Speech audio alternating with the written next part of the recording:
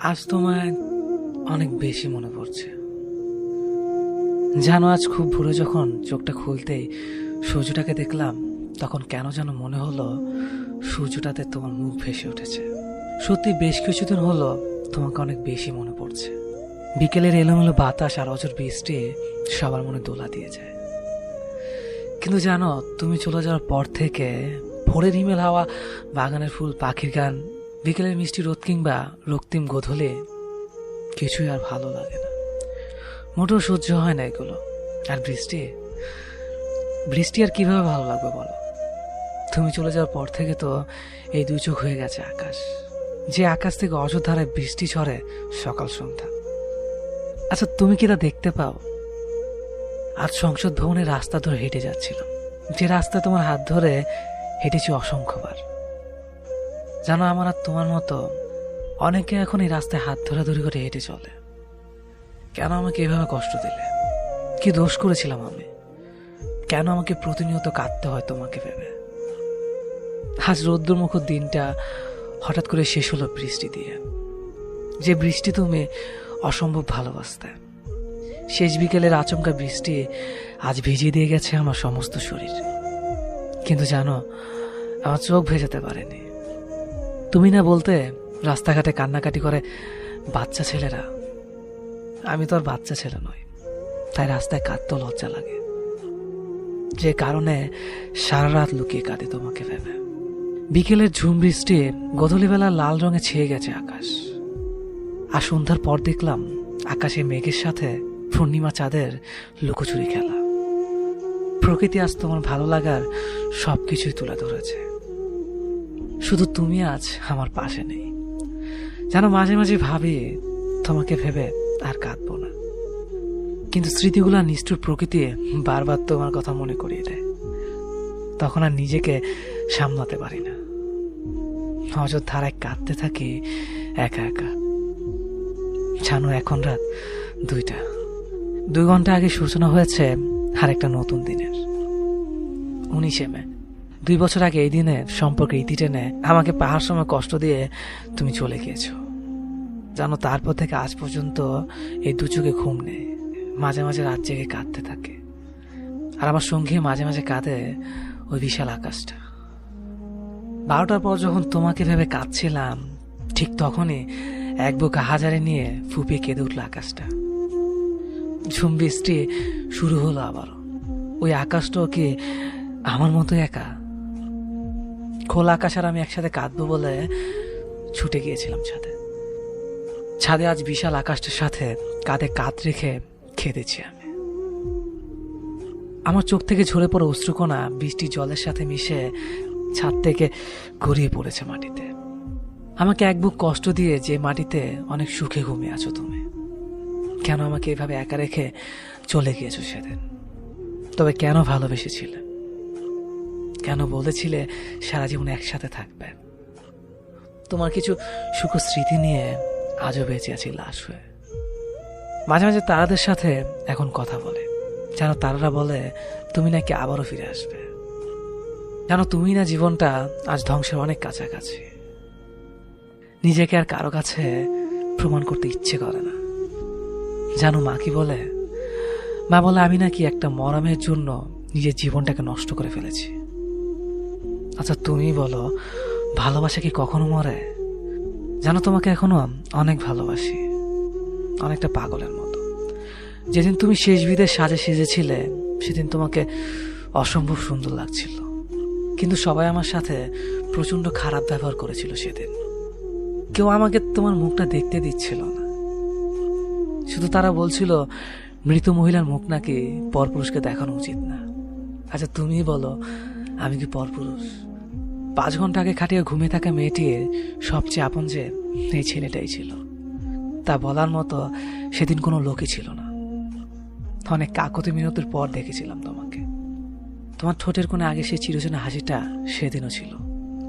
বারবার কেন যেন মনে হচ্ছিল তুমি চোখ খুলে তাকাবে, আমাকে কাছে ডেকে জড়িয়ে ধরবে। সেদিন তুমি অনেক নিষ্ঠুর ছিলে। পাগলের মতো সেদিন অপেক্ষা করেছিলাম তোমার ডাকের আশায়। ভুলে গিয়েছিলাম যে ওপারে চলে গেলে কেউ আর ফিরে আসে না। যেন এখনো মাঝে মাঝে মনে হয় আমি যেন ঘুমিয়ে আছি, আর যা কিছু হচ্ছে এগুলো সব দুঃস্বপ্ন।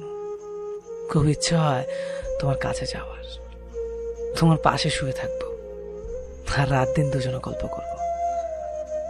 আমি কিন্তু আর মোটেও ঝগড়া করব না।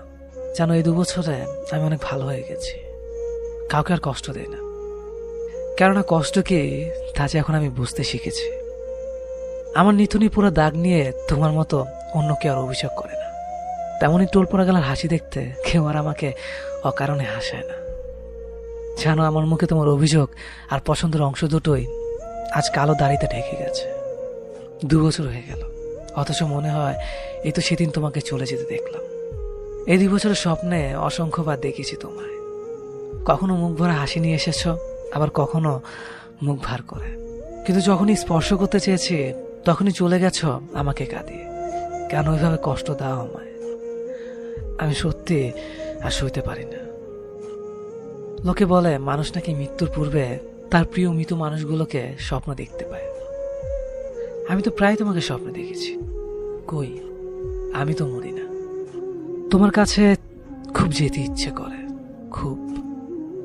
তোমাকে পেয়েও ধরে রাখতে পারলাম না। নিজেকে আমার খুব ব্যর্থ মনে হয়। আমরা দুজন দুজনকে চাইলেও বিধাতা আমাদের চায়নি। বিধাতার এই চাওয়াটা কি শুধু দুনিয়ার জন্যই ছিল? প্রভু পরকাল স্বর্গ নরক যদি সত্যি হয়, তাহলে তোমাকে হয়তো একদিন পাবো, যে পাওয়াটা হবে চিরকালের জন্য, যাতে থাকবে না হারানোর ভয়। তোমাকে এখনো অনেক ভালোবাসি। হ্যাঁ, সত্যি অনেক ভালোবাসি তোমাকে। চলে যাব এই জগতে মায়া ত্যাগ করে এক অন্ধকার ভরা ঘরে, যে ঘরে আমি বাদে কেউ থাকবে না। থাকবে শুধু আমার নিস্তব্ধ আর একাকিত্ব, যেখানে আমি কোনো নিঃশ্বাস নিব না। শুধু নির্বাক হয়ে চিরনিদ্রায় আমার নিথর দেহটা ঘুমিয়ে থাকবে। কখনো সেই দেহটা জাগবে না, কখনো প্রাণ খুলে হাসবে না, কখনো কাঁদবে না, শুধু নিশ্চুপ হয়ে থাক। যেদিন সবার থেকে বিদায় নিব, ছাড়বো এই পৃথিবী, ভাঙবে সব বন্ধনা, নিরুদ্ধ সব এক না ফেরার দেশে, যেখানে আমি থাকবো এক নতুন অধিবাসী হয়ে। ভুলে যাব সেদিন দুনিয়ার সব কিছু, কিছুই মনে থাকবে না। জীবনের চিরস্মরণীয় সব মুহূর্ত রয়ে যাবে স্মৃতির পাতায়। সেদিন থেকে অস্তিত্ব বলে কিছু আর থাকবে না। পৃথিবীতে পরিচয় থাকবে শুধু এক গত হয়ে যাওয়া মানুষ হিসেবে। হাত ঠাঁই পাবে আমার ছবি কোনো এক দেয়ালের ছবির ফ্রেমে। সময়ের সাথে সাথে আমাকে ভুলতে শুরু করবে। কারো কাছে স্মরণীয় থাকবো তার স্মৃতির মাঝে। সেদিনকে একবার ডাকলেও সারা দেওয়া সম্ভব হবে না। কারো কাছে কয়েকটা শব্দ বিনিময় করার ক্ষমতাটাও থাকবে না। কারণ শরীর থেকে আত্মাটা যখন নিজের সম্পূর্ণ বিচ্ছিন্ন করবে, সাথে সাথে এই ধরনের মাঝে থমকে যাব, আর নিজের নামটা আর থাকবে না, লাশ বলে গণ্য হবে। মাটির নিচে সে আধার ঘরে এক অসহনীয় যন্ত্রণায় থাকবে নিথর দেহটা। হাজার আর্তনাদ করব, কিন্তু শুনতে পাবে না কেউ। ধীরে ধীরে সম্পূর্ণ শরীরটা হারিয়ে যাবে মাটির সাথে, আর সবকিছুই ধূলিসাৎ হয়ে যাবে। আমি রইব শুধু একটা মৃত মানুষ হিসেবে। চাইলেও কেউ মৃত্যু থেকে বাঁচাতে পারবে না। হঠাৎ করে সবার মতো একদিন আমিও চলে যাব এই পৃথিবীর মায়া ছেড়ে। চলে যাব একটু অন্ধকার ঘরে, যেখানে থাকবো শুধু আমি আর আমার একাকিত্ব। চলে যাব আমার আপন আর প্রিয় মানুষদের কাঁদিয়ে না ফেরার দেশে, যেখান থেকে কখনোই কেউ ফিরেনি আর ফিরবেও না। বন্দী হয়ে যাব আমি একটি ঘরে, যে ঘরে থাকবে না কোনো দরজা বা জানালা, শুধু থাকবে কালো অন্ধকার। হয়তো আমি চিৎকার করে সবাইকে ডাকবো, কিন্তু সে ঘর থেকে আমার আওয়াজ বাহির হবে না। কারণ তখন আমি আর এই পৃথিবীর মানুষ না, আমি শুধু একজন অন্ধকার ঘরের বাসিন্দা। তখন আমার সবকিছু সীমাবদ্ধ হয়ে যাবে। চাইলেও মনের কথাগুলো আর কারো কাছে শেয়ার করতে পারবো না, কারণ আমি তখন একটি দরজা জানলাহীন খাঁচায় বন্দি থাকবো। এটাই সত্যি, আমি একদিন চলে যাব সবাইকে কাঁদিয়ে। রয়ে যাবে হয়তো আমার কিছু স্মৃতি, হাসির স্মৃতিগুলোর মাঝে কেউ খুঁজবে আমাকে, কেউ বা ঘৃণা করে দূরে ঠেলে দেবে আমায়। আর ওপার থেকে এগুলো দেখবো আমি, কিন্তু কিছু বলতে পারবো না, কারণ আমি হয়ে যাব একজন বোবা মানুষ। শুধু দেখতে পারবো, কিন্তু কিছু বলতে বা করতে পারবো না। কে কখন কোথায় মরে যাব কেউ জানি না। কারো মনে কষ্ট দিয়ে থাকলে সরি, আমাকে ক্ষমা করে দেবেন। মানুষ বলতেই ভুল হয়, ক্ষমা না করলে মরে গেলেও শান্তি পাবো না। ভিডিওটি কেমন লেগেছে অবশ্যই কমেন্ট করে জানাবেন। ভালো লাগলে ভিডিওটি ফেসবুকে শেয়ার করবেন, আর আমার ফেসবুক এবং ইনস্টাগ্রামে ফলো করতে একদম ভুলবেন না। ধন্যবাদ সবাইকে।